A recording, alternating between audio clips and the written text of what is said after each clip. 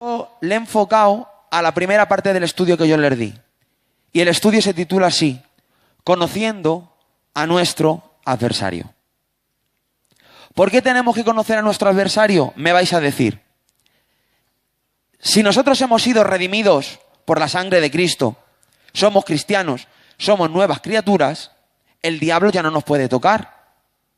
La pregunta que os voy a hacer es la siguiente. ¿Creéis que a un cristiano nacido de nuevo el diablo no puede hacer nada en contra de él? Pues la respuesta es que sí puede.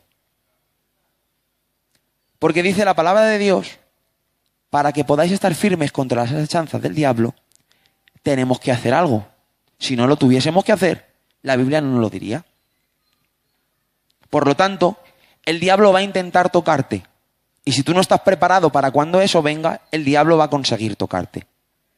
En esta noche vamos a ver qué armas utiliza. Vamos a ver... ¿Así? ¿Qué armas utiliza? Es que me dicen que me muevo mucho por el púlpito, que me esté más quieto. ¿Qué armas utiliza? Vamos a ver cómo es él. Porque si le descubrimos a él, vamos a tener más del 50% de nuestra victoria ganada. Cuando un equipo juega contra otro, un partido muy importante, lo primero que hace es estudiarle.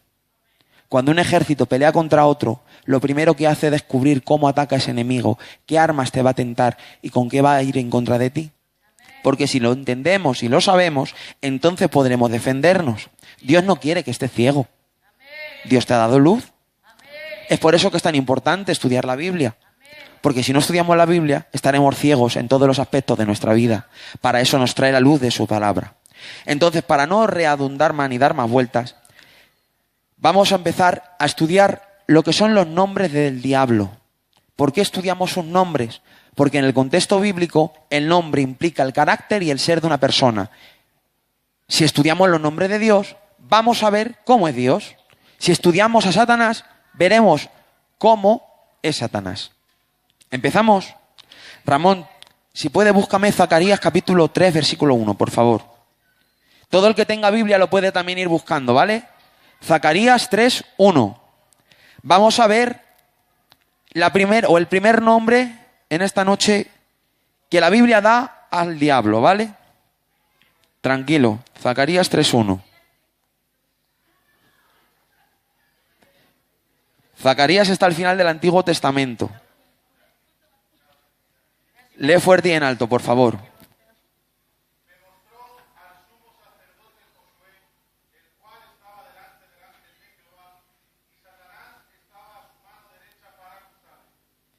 Satanás significa literalmente en griego adversario. ¿Qué es un adversario?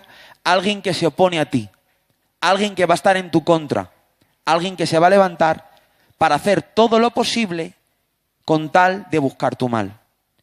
Nuestro adversario no tiene misericordia.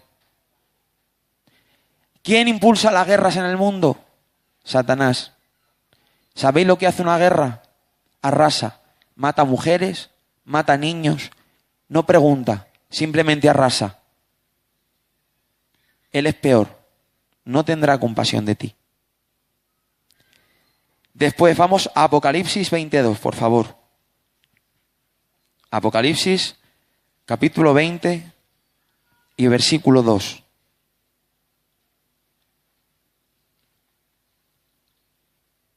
Yo quería haber puesto mi pizarra, pero no me ha dado tiempo. ¿Lo tienes, Ramón? Léelo fuerte. Tú. No, tú, Ramón.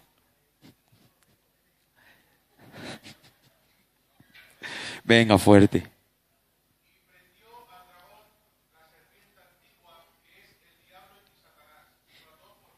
Aquí tenemos dos nombres. Primero, diablo. ¿Qué es diablo? Calumniador. Alguien que calumnia. Alguien que le falsos testimonios. De paso os digo, aquel que calumnia a otra persona se está pareciendo al calumniador. Si yo levanto un falso testimonio a otra persona, estará haciendo lo que el diablo hace. Me estaré pareciendo a él. Segundo, serpiente antigua. ¿Por qué la llama serpiente antigua? Porque hace referencia a Génesis, como todos sabemos. ¿Qué es lo que Satanás hizo en Génesis? Tentar a Eva por medio de un engaño. Todos sabemos cómo obró. Quería hacerle el parecer bueno y a Dios malo. Él lo va a hacer constantemente contigo. El tercer nombre aparece en la tentación del desierto. No lo vamos a buscar para no perder tiempo. Es el tentador. Su función es tentarnos. Siempre nos va a buscar tentar. Y el cuarto aparece en Juan 12:31. No hace falta que lo busquéis, se lo digo. Y es el príncipe de este mundo. ¿Por qué lo dejo para lo último? Porque nosotros tenemos tres enemigos principales. Uno es el diablo. El segundo es el mundo. Y el tercero eres tú mismo. El diablo gobierna el mundo. Es el príncipe de él. ¿Qué es el mundo? Lo sabemos de sobra. Es el sistema que gobierna todo. Las modas, las influencias. Pido disculpas a los hábitos. La televisión, la radio, las noticias. Todo está dominado y gobernado por él. Y él te está influenciando constantemente 24 horas. Tú recibes influencias de parte de todos los lugares, a través de lo que ves en la televisión, a través de los vecinos que te encuentras en la calle, a través de los amigos que te hablan. Todos son influencias suyas, porque todos viven bajo su gobierno, todos viven bajo su autoridad. Y a nosotros se nos llama a tener discernimiento para poder interpretar de parte de qué viene uno y de parte de qué viene otro. Ya hemos visto el carácter del diablo. Vamos a ver a su ejército, porque él tiene un ejército. Dice Efesios 6:12 que no tenemos lucha contra carne y sangre, sino contra principados, potestades, huestes espirituales de maldad y gobernadores que habitan en las regiones celestes. Lo primero que ese versículo nos muestra es la clase de guerra que nosotros tenemos. Existen dos guerras o dos palabras que hablan de guerra en la Biblia o en el griego. Una es la palabra pólemos. Pólemos es una guerra abierta, una guerra grande. Pero esa no es la palabra que aparece aquí. La palabra que aparece aquí es la palabra pale. Pale es pugna.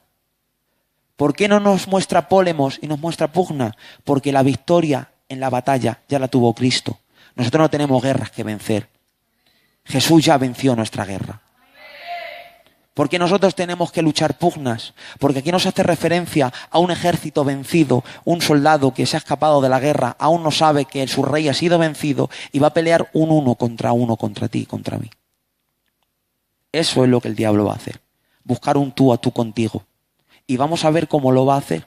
Porque a nosotros se nos dan las armas para poder estar firmes. Si no las usamos son culpa nuestra. Y por eso en esta noche yo os quería compartir este estudio. Cuando el pastor me ha dicho, prepara un estudio de los Calayard a los jóvenes. Yo ahora le he dicho, Señor, ¿cuál? Y el Señor, el primero que me ha puesto en la mente es el primero que yo le di a ellos. Porque nosotros tenemos que estar preparados para la guerra. Porque estás en una guerra. Ores o no ores, busques o no busques, hagas lo que hagas, tú ya estás en una guerra. El día que decidiste decirle sí a Cristo, ese día ya formaste pasar parte del ejército de Dios. Y hagas lo que hagas, estés mejor o estés peor en Dios. Porque hay gente que cree que por ponerse más cerca de Dios o cumplir más con la voluntad de Dios es peor y el diablo se va a levantar más en contra de él. Y eso no es así. Tú antes, me voy a poner a mí porque no quiero ser brusco. Yo antes era hijo de Satanás. Yo antes pertenecía a su gobierno, pertenecía a su mundo, pertenecía a su soberanía y a su autoridad. Yo antes era de él. Pero cuando Cristo me limpió, me salvó y me redimió, ya no soy de él. Ahora soy del otro equipo. Y el otro equipo pelea contra aquel. Él está contra mí y yo estoy contra de él. Esa lucha ya estoy dentro de ella. Lo que pasa es que el diablo quiere esconderse, hacer parecer que no está, para que él pueda trabajar de la forma en la que él quiere. Porque si no le descubrimos, él va a estar actuando y actuando y actuando. Pero en esta noche le vamos a descubrir en el nombre del Señor. ¿Qué son principados? Principados es la palabra arché, que quiere decir aquel que ejerce poder en preeminencia o que está por encima de los demás. Son los demonios que están en la más alta autoridad en jerarquía. Después vienen las potestades, que son demonios que se les ha sido otorgada o delegada una autoridad en una región o en una zona concreta. Son los que operan sobre países, los que operan sobre naciones, los que operan sobre ciudades. Luego están los gobernadores de las tinieblas. La palabra gobernador de las tinieblas en el original es cosmos, que es mundo, Krator, que es dominador, soberano. Cuando dice la palabra de Dios que nuestro Dios es soberano, utiliza la palabra Kratos, que es soberanía. Bueno, pues el soberano de este mundo es Satanás. Y estos son los encargados de influenciar a las corrientes que hay en el mundo para nosotros entontecernos, para nosotros llenarnos la cabeza de toda clase de cosas. Porque fijaros, si os pongo un ejemplo que es básico, ¿vale? Cuando nosotros nos estamos llenando de ocio constantemente, llega un momento en el que perdemos la perspectiva de Dios. Nosotros nos ponemos a ver cualquier cosa durante 2 horas y en esas 2 horas nosotros no somos conscientes de Dios. 2 horas en las que no somos conscientes de Dios son 2 horas en las que tú puedes recibir muchísima información de parte de cualquier cosa a tu mente y tú no estás capacitado para poder rechazarla porque estás siendo inconsciente. Estos son los que se encargan de eso. Y las huestes espirituales de maldad son los que llaman los soldados rasos, son los cuerpo a cuerpo y son los peores. La palabra que utiliza el original es la palabra poneria. Y significa maldad en su esencia, diseñado y concebido para ejercer dolor. Eso es lo que él va a hacer, buscar hacernos mucho daño. Pero no lo va a conseguir. Vamos a ver sus armas. ¿Qué armas utiliza en contra nuestra? La primera son las asechanzas. ¿Qué son las asechanzas? La palabra asechanza es la palabra metadoieia, de donde viene método. Son trampas o trucos planeados de antemano. Él no hace nada sin planearlo. Si os dais cuenta, él está en cabeza, tiene sus nombres, tiene su carácter, tiene su forma, después tiene su ejército, todo está colocado, todo está planeado, todo está en su sitio, todo está en su lugar, y luego tiene sus armas son planes. Él antes de atacar y de ejecutar lo va a planear, nos va a perseguir, nos va a mirar por qué pie cojeamos, qué es lo que más nos atrae, qué es lo que más nos gusta, y él lo va a utilizar. Después vienen los argumentos. Los argumentos son logismos, son razones de peso cuyo fin es el convencimiento del oyente. Él va a utilizar verdades y medias verdades. Son verdad, porque es verdad. Las cosas que suceden son verdad. Si alguien te hace daño, es mentira, es verdad. Cuando alguien nos hace un mal, nuestra mente automáticamente se va a llenar de razonamientos. Razonamientos que me buscan convencer de algo. Esos son los argumentos que él utiliza contra mí. Y lo tercero son maquinaciones. Maquinaciones son noema, pensamientos comprendidos, razonados y masticados. Analizando estas 3 cosas, vemos una cosa de parte del diablo. Y es que él no hace las cosas porque sí. Nosotros sí. Nosotros nos ponemos a orar y no sabemos por qué oramos. Nosotros nos ponemos a pedir y no sabemos por qué pedimos. Nosotros nos ponemos a buscar a Dios de cualquier forma. No nos informamos, no nos preocupamos de estudiar. Creemos que podemos vivir de cualquier forma. Sin embargo, ellos no son así. ¿Sabéis cuántos días ayunan los satanistas para que nosotros nos sintamos la presencia de Dios? 21. Y al final de los 21 días cogen una placa de hielo, la ponen en el suelo, eligen a uno de toda la secta, se cortan las venas y cuando está chorreando la sangre, oran y le dicen al diablo, así como eso está frío, así esté fría tu iglesia. Nosotros no oramos y ellos ayunan. Esto da que pensar, ¿a que sí? La Biblia nos enseña de que todas las armas que el diablo utiliza tienen un fin. El fin del diablo no es dañar tu ego. El fin del diablo no es robarte lo que tú quieres. El fin del diablo es dañar la imagen de Cristo en nosotros. Ese va a ser su fin. ¿Cómo él consigue hacer las cosas? El que está fuera no puede hacer nada si el de dentro está controlado. La peor de sus herramientas son las tentaciones. Esto sí que nos lo deja muy claro en la Biblia. ¿Cómo funciona una tentación? Si tú ves cómo funciona una tentación, cuando el diablo venga a tentarte, tú vas a poder hacerle frente. Fijaros, vamos a ir todos, por favor, a Santiago capítulo 1, versículo 13.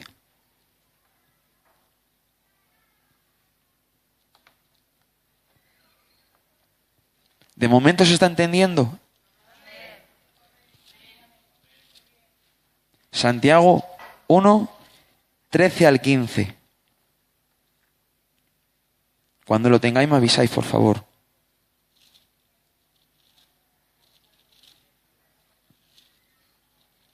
Santiago 1, 13 al 15. ¿Lo tenemos ya? Pastor, ¿lo puedes leer tú, por favor?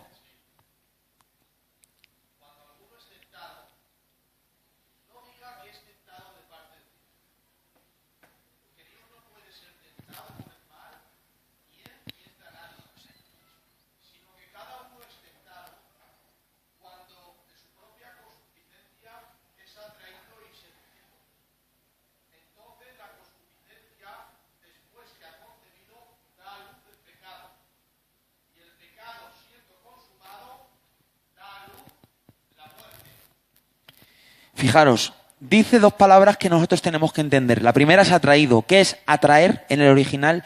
Es sacar de un lugar de fortaleza. La segunda es seducido. ¿Qué es seducir? Seducir es atraer por medio de un cebo. El problema no está fuera, el problema está dentro.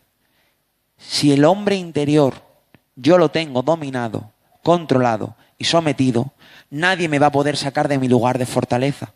Porque el diablo pone cebo delante de mí.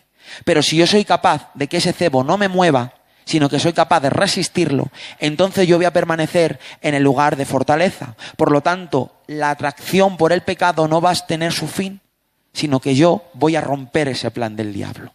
Por eso Dios me dice de que nosotros no somos tentados de parte de Dios. Nos dice la forma en la que tú y yo somos tentados, para que cuando venga la tentación, porque la tentación no es pecado. La tentación debe consumarse. La concupiscencia tampoco es pecado, porque todos tenemos concupiscencia. Y la concupiscencia tiene que ser concebida. Y para que algo conciba necesita padre y madre. La concupiscencia, para que conciba, tiene que estar sometida al pecado, hecho, practicado. Si yo practico lo que la concupiscencia desea, entonces estoy dando a luz el pecado. Si no, no. ¿Lo entendemos esto? ¿Qué es lo que busca el diablo? Sacarme de un lugar de fortaleza en el que Dios me ha puesto. Si yo no hago caso a las tentaciones de parte del diablo, nada podrá sacarme del lugar de fortaleza. Por eso dice la palabra de Dios, fortaleceos. ¿Dónde? En el Señor y en el poder de su fuerza. Luego ya para terminar lo vamos a ver, porque cuando Dios dice esto lo dice con una razón. Y es que nosotros no tenemos la capacidad de poder resistir los ataques del diablo. Nosotros no podemos hacer nada porque nosotros no tenemos nada que dar. Ahí lo que la Biblia dice es fortaleceos, endunemaos, llenaos de dinamis, llenaos del poder de Dios. ¿Cómo? Buscando a la fuente del poder. Por eso nosotros tenemos que hacer algo, que es pelear, no. Luchar, no. Resistir. No es atacar, es resistir. No es ofensivo, es defensivo. ¿Cómo yo me defiendo? Buscando a la fuente que me defiende. Fijaros, yo subía para acá, venía escuchando un corito que decía la sombra del Sadai. Y cuando venía en el coche, se me ha venido así de golpe y he dicho, ay Señor, qué grande eres. Dice la palabra de Dios, el que habita al abrigo del Altísimo morará bajo la sombra del Omnipotente. ¿Sabéis lo que es la sombra del Omnipotente? El sol de justicia es Dios. Dios, cuando ejecuta su justicia, es como un sol que irradia calor, que irradia fuerza, que irradia fuego y achicharra y quema. Jesucristo se puso así y la justicia de Dios cayó sobre él. El sol de justicia le estaba golpeando a él. Él ejecuta la sombra. La ira de Dios no cae sobre ti. La ira de Dios cae sobre él. Y tú te escondes debajo de la sombra de él. Por eso dice la palabra de Dios que el que habita al abrigo del Altísimo morará bajo la sombra del Omnipotente. A nosotros el Señor no nos manda ser fuertes. A nosotros nos dice, aunque seas débil, tú escóndete en mí. Y eso es lo que nosotros tenemos que hacer. ¿Qué es lo que nosotros tenemos que hacer? Dice Gálatas 5:16, no satisfagáis los deseos de la carne. ¿Qué es satisfacer algo? Satisfacer algo es llevar algo a su cumplimiento. La palabra original es satisfacer una demanda. La carne ejecuta demandas sobre nosotros, ejecuta deseos, ejecuta cosas que se levantan dentro de nosotros. Si nosotros no las satisfacemos, entonces el diablo no tendrá parte ni suerte con nosotros. Fijaros, Él va a levantar cualquier cosa, cualquier problema, cualquier historia. Ayer escuchaba una enseñanza de un hombre que decía que Él es el maestro de las malinterpretaciones. Él es el maestro de las semillas y de las cizañas. Él es experto en eso. Pasa una cosa, yo lo veo, algo dentro de mí mandan un pensamiento y yo digo, ¿y por qué se ha hecho esto? Tienes que ir a llamarle la atención. Yo voy donde él, le llamo la atención y entonces, ¿qué? Yo tengo razón. Son razonamientos de peso. Ese hombre llega a su casa y en su casa empieza a decir, mira Enrique lo que me ha dicho esto, me ha dicho lo otro, me ha dicho patatín. Y a su familia entonces la inferna, porque la lengua es un músculo muy pequeño, pero es inflamada por el mismo infierno. Y entonces esa familia cae en algo, en un mal, cae en un daño. Y entonces alguien más se enfada. Entonces van a donde el pastor. Y el pastor, es que pastor mira lo que ha hecho Enrique, es que mira patatín, es que mira patatán. ¿Y qué ha pasado al final? ¿A quién se le ha hecho daño? ¿Al pastor? ¿Cuál era el propósito de él desde el principio? Hacerle mal a él. ¿Qué ha utilizado? A mí, para que yo vaya donde otro, ese otro vaya a su familia y su familia vaya donde él. El diablo actúa así. Él nunca actúa de cara. Él siempre coge el camino del lado. Él busca los resquicios y los huecos. Él busca puertas abiertas. Pero donde hay puertas cerradas, él no entra. Por eso, iglesia, tenemos que cerrar nuestras puertas. Si nosotros tenemos puertas cerradas, él no va a pasar. Y Dios nos ha dado la capacidad de cerrar nuestras puertas. Dios en ningún momento nos dice, vete, busca demonios y mátalos, peléalos. No, Él te dice, yo ya gané la guerra. Yo ya tuve la victoria en mi cruz. Él, dice la palabra de Dios, que destruyó por medio de la muerte al que tenía el imperio de la muerte. Esto es Satanás. Satanás está destruido. Nosotros nos tenemos que esconder en su victoria. Amén. Si vemos un ejemplo muy claro de cómo funciona la tentación, es el rey David. El rey David, dice la Biblia que en el tiempo en que los reyes salían a la guerra, el rey David se quedó en su casa. Si estamos en tiempo de guerra, no nos podemos quedar en casa, y mucho menos echarnos a dormir. Él se levantó de su cama, salió, paseó por la terraza, vio, codició y tomó. Codiciar no es pecado. Ver no era pecado, tomar era pecado. La concupiscencia vio, la concupiscencia se sintió atraída y la concupiscencia entonces pecó. A nosotros se nos van a presentar delante de nosotros muchas tentaciones. Palabras pequeñitas que harán que ese trato salga bien. Es una pequeña mentira, es un poco de levadura. Y un poquito de levadura leuda toda la masa. Es una puerta abierta.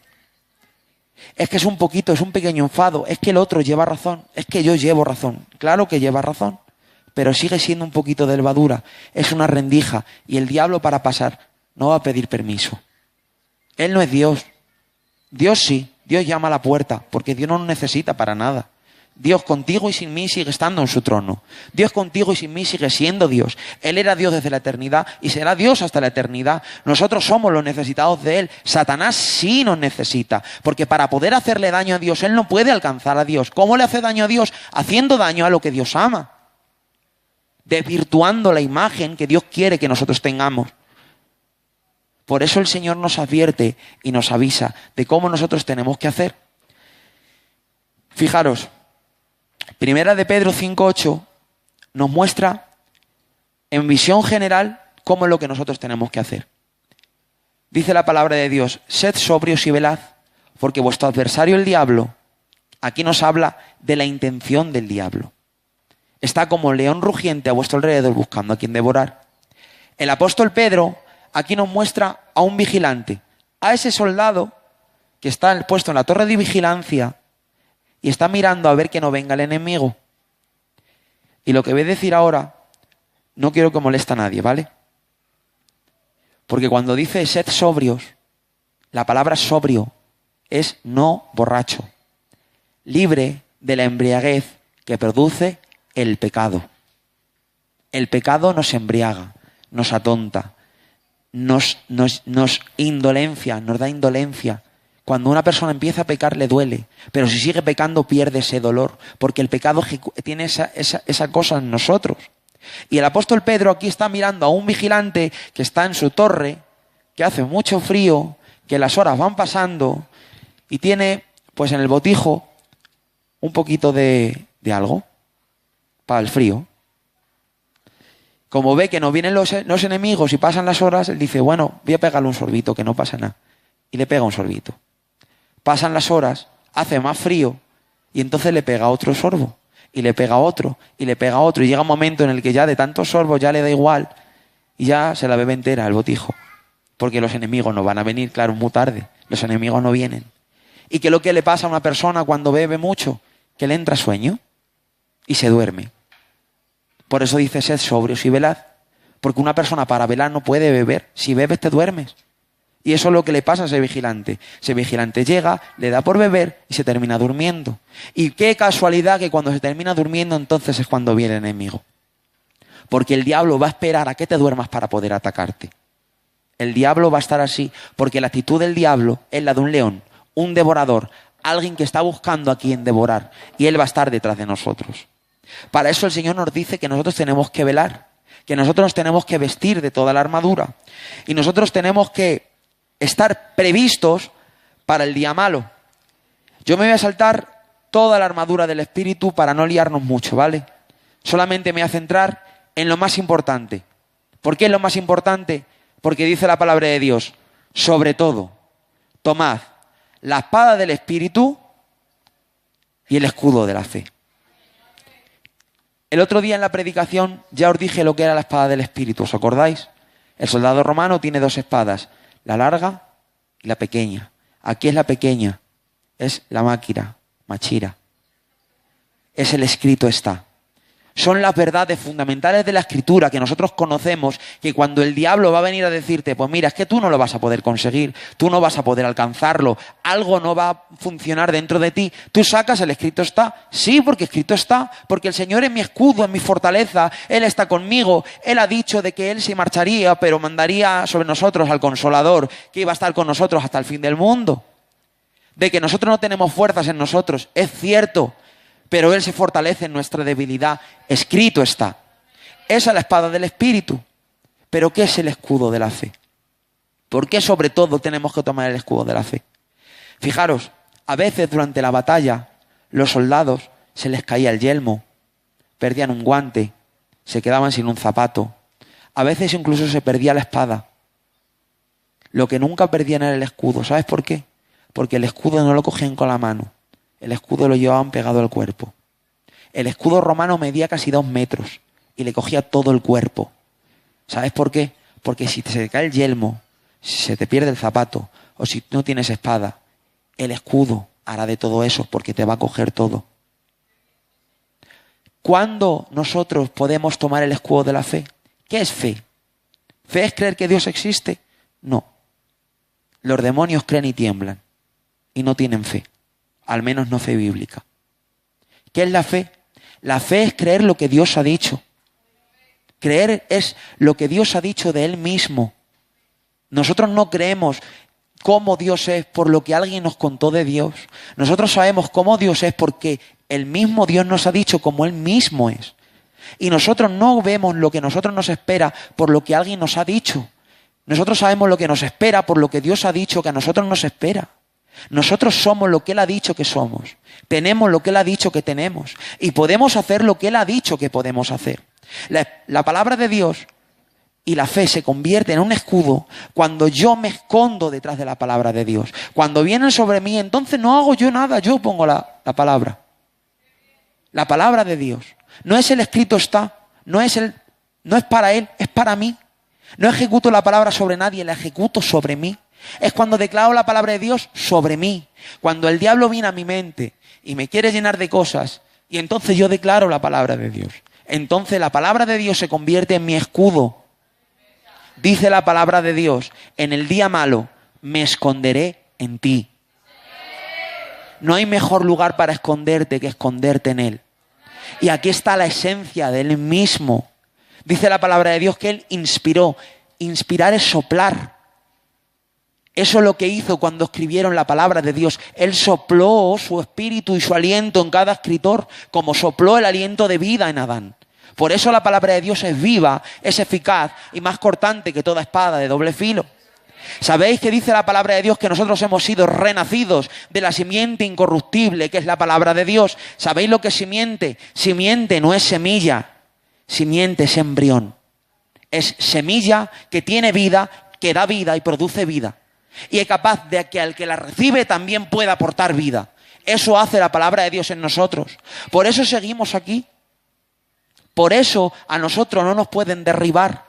Porque dice la palabra de Dios que estamos angustiados en todos, pero no destruidos. Derribados, pero no perseguidos. Todo lo podemos en Él. Por eso en esta noche yo me he saltado todo para ir directamente al final. Porque no quería ser canso, ¿vale? Sé que un estudio es un poco pesado y sin pizarra también más todavía. Pero quiero ir al final. ¿Por qué o en qué forma nosotros nos vamos a vestir de toda la armadura? ¿En qué forma nosotros vamos a poder estar firmes? ¿En qué forma nosotros podemos tomar todo lo que Dios nos dice? Dice Efesios 6:10, fortaleceos en el Señor y en el poder de su fuerza. Solamente nos podemos fortalecer en Él.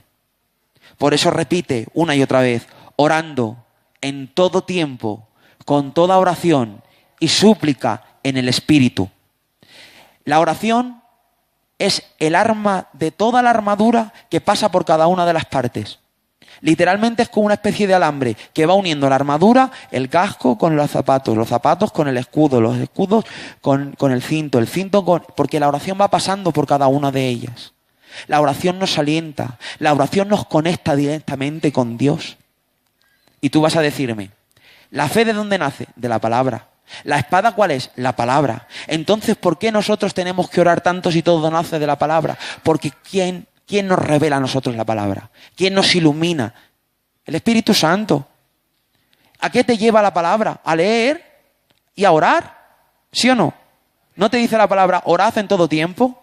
El que lee ora, porque la Biblia lo dice. ¿Por qué la palabra de Dios nos enseña de que tenemos que estar constantemente orando? Porque si oramos, nos vestimos. Si no oramos, no nos vestimos. Si oramos, estamos en guardia. Si no oramos, no estaremos en guardia. Si oramos, estamos despiertos. Si no oramos, no estaremos despiertos. Una iglesia que duerme es una iglesia que no ora. Una iglesia carnal es una iglesia que no ora. Y yo escuché hace mucho tiempo a un hombre que dijo, una iglesia carnal es el refugio perfecto para los inconversos. ¿Sabes por qué? Porque el trigo y la cizaña, ¿sabes cuándo más se parecen? Cuando los dos están verdes. Cuando la cizaña y el trigo están verdes, son exactamente iguales. Ahora, deja que el trigo crezca. El trigo se va doblando, se va doblando, se va doblando, porque el peso de la semilla le va tirando, le va tirando, le va tirando. Someteos, pues, a Dios, resistid al diablo y él huirá. Por eso el trigo se humilla, por eso el trigo se postra, por eso el trigo no busca lo suyo, porque el trigo tiene peso de Dios. Así que para resumir todo, vamos a buscar al Señor. Cuando venga el diablo, no le creas. Ese pensamiento que surge en tu cabeza que te separa de la voluntad de Dios, no eres tú, es Él. Ese pensamiento que te pone en contra de tu hermano, no eres tú, es Él. Guarda silencio. Antes de hablar, piénsalo 2 veces. Cuela cada pensamiento 24 horas al día. Piensa y medita si lo que nosotros tenemos en nuestra mente nos lleva o nos separa de la palabra de Dios. Antes de hacer algo, cuélalo a través de la Escritura. Vamos a actuar como nos dice aquí. Vamos a pensar como nos dice aquí. Y vamos a obrar como nos dice aquí, que para eso está. Porque el que pone la palabra de Dios por obra y se deleita en ella, dice la palabra de Dios que es como el árbol que está plantado junto a las corrientes de las aguas, que da su fruto a su tiempo y su hoja no cae. No te preocupes de tu testimonio. ¿Sabes lo que es la hoja? La apariencia, el testimonio del Hijo de Dios, del que pone la palabra por obra, no se tiene que preocupar por él. Dios guarda tu testimonio. Y el fruto no lo producimos nosotros, lo produce el Espíritu Santo en aquellos que se preocupan y se esfuerzan en guardar la palabra de Dios. Así que no nos preocupemos de nada. Preocupémonos de buscar a Dios.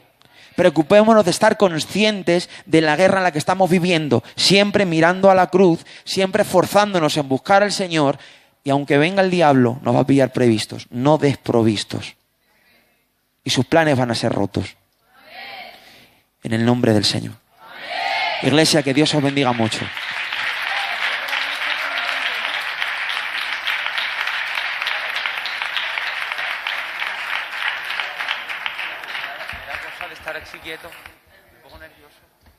Gloria al Señor. Precioso estudio.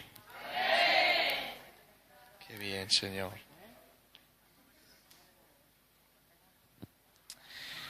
Mientras estaba escuchando al Enrique, le daba gracias al Señor porque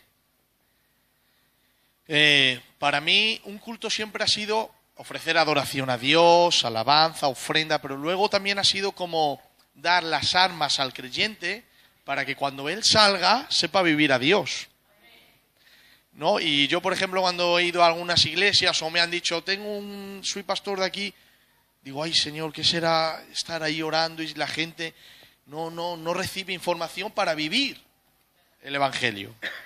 Quiero que todos nuestros cultos sean instructivos, que tengan que ver con aprender a vivir a Dios, que podamos dar desde aquí las herramientas al pueblo para que el pueblo viva el Evangelio.